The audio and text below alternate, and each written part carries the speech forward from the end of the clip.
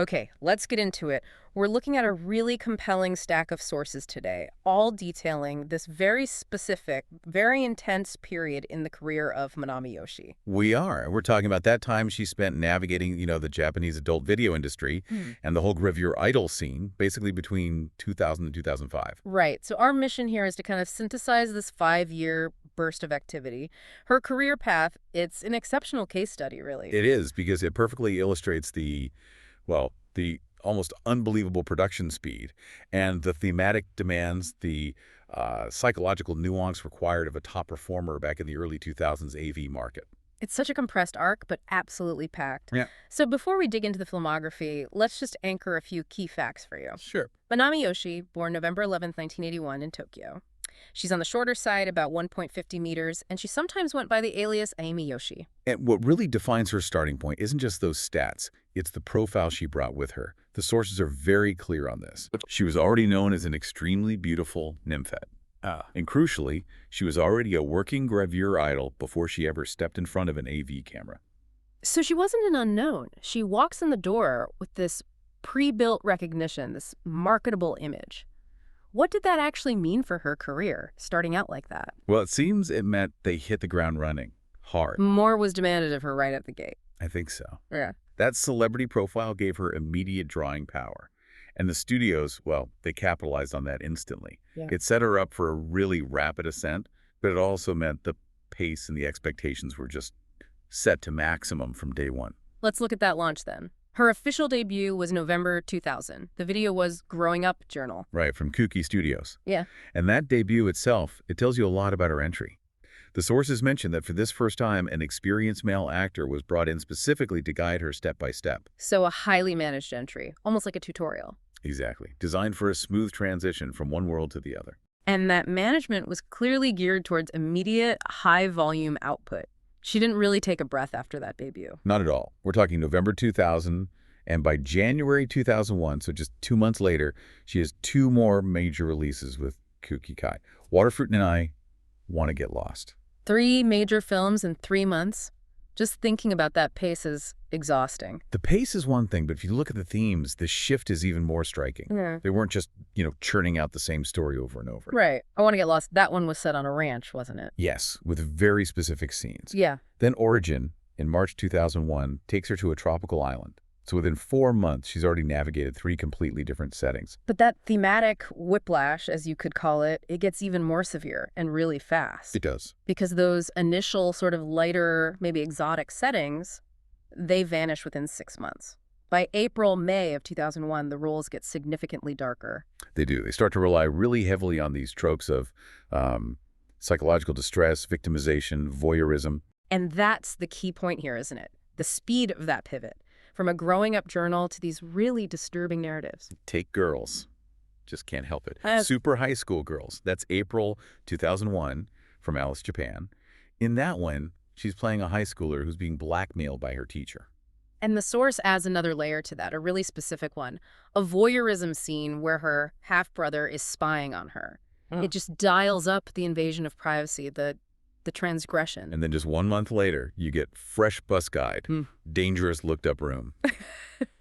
In that, she's seduced by her boss, only to be raped by her ex-lover. So if you look at that sequence-managed debut in November, light romance, then boom, by May, these extreme high-stakes trauma narratives. It shows the intense, accelerated versatility the market was demanding from her. She had to be innocent, seductive, and deeply traumatized, almost at the same time. And that kind of pressure cooker environment where you're asked to portray such conflicting emotional states so quickly, it sets the perfect context for what we're looking at next. For personal reflections on it all. Exactly. Yes, because the intensity didn't level off. It just kept increasing.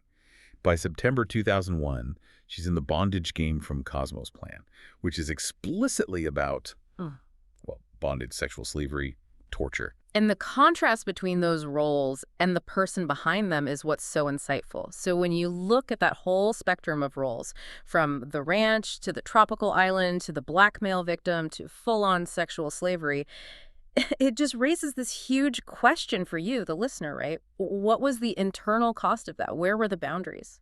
And that is what makes her own commentary so valuable. When she was asked what was hardest to perform, She didn't talk about the physical acts. She mentioned the character. The character. We have the quote right here. I guess it was when I had to play a character that didn't fit me. It felt really awkward to say those lines. That is such a telling admission. It points to this really profound discomfort when the script just clashes with your own sense of self. It's a huge vulnerability to express in that line of work. And she got even more specific. She talked about the power dynamics she preferred versus the ones she struggled with. She said, and this is another direct quote, I'm really bad at playing the seductress role. I'm definitely more of a masochist than a sadist. Wow. That is a remarkable bit of self-assessment. She's identifying with the submissive position, the receiver, and admitting she's just not comfortable with the dominant, actively seductive role.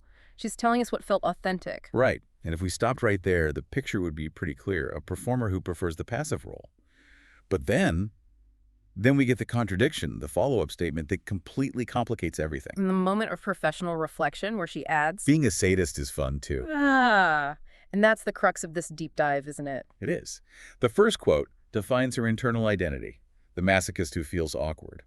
But the second quote, that defines her professional satisfaction. She finds the performance of being a sadist to be enjoyable. So the person is saying, this doesn't fit me, but the performer is saying, but the challenge of embodying that difficult role, that's actually thrilling. Exactly. It shows this incredible nuance you need to navigate the industry. You have to find the part of yourself that can enjoy the performance, even if the character's actions or dialogue conflict with your personal comfort zone. She's basically articulating the difference between authentic feeling and professional fulfillment through acting. It's a vital nugget for understanding the mental landscape. It completely changes how you view all those intense roles she played. You're no longer just listing titles. You're trying to understand the psychological navigation she had to do to make them happen. And her success in navigating that solidified her reputation. It allowed her to cross over in ways that were, well, pretty unusual for the time. Which brings us to the next phase of her career, where she actually expanded beyond the AV world. Yeah, a really unusual, non-pornographic appearance documented in our sources. What was that? In late 2001, December 15th, she appeared in an episode of a police drama series on TV Asahi. The show was Bagnade Mix de Détour en Série Rotamburo. And she co-starred with another actress from the industry, Kokoro Amano. That's right. That's a really significant detail. For a performer known for such intense AV roles, to show up in a mainstream police drama, that speaks volumes about her celebrity status. It definitely confirms her high level of recognition. And her stature within the AV world was cemented just a few months later through a very, very high-profile collaboration, the one with Taka Kaido. Okay, Taka Kaido. This is a name that really demands some context. Explain why working with him on the May 2002 video, Monthly Manami Yoshii, was such a big deal. Taka Kaido is, arguably one of the most famous male performers in the history of the Japanese AV industry. He had this nickname, Goldfinger. Goldfinger, okay, why? It was for his manual dexterity, his specific famed skill in inducing female ejaculation. He was a pivotal figure who specialized in a very particular type of performance. So working with him was like a major stamp of approval, a validation. Absolutely. And the source material really highlights the success of it. It notes specifically that during that video, Yoshii had ejaculations of first magnitude. That's not just trivia, is it? It's like a professional metric. It is. It elevated that video and confirmed her standing alongside one of the industry's true legends. It's a highlight in the history books of that specific genre. So she's navigating extreme roles, crossing over into mainstream TV, and achieving this legendary collaboration status all within about 18 months of her debut. It's an insane curve. And the output just continued at that level, always with that thematic diversity. She also did the series Black Seaman in L.A., which focused on interracial themes. So that's another niche she successfully worked in? Another one. Yeah. And looking across the full 5 years, 2000 to 2005, you just see this incredible volume.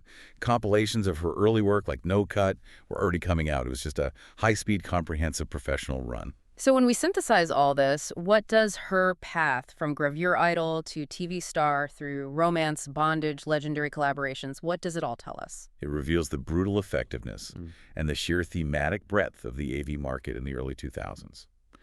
The studios had a highly marketable commodity, the former gravure idol, and they slotted her into every niche imaginable, Demanding not just skill, but immediate high-impact versatility. Her success wasn't just about presence.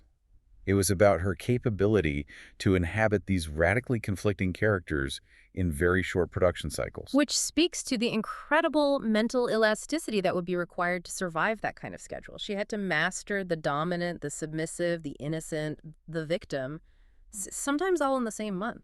And that brings us right back to that crucial nugget of self-reflection we talked about. Or quotes. Yeah.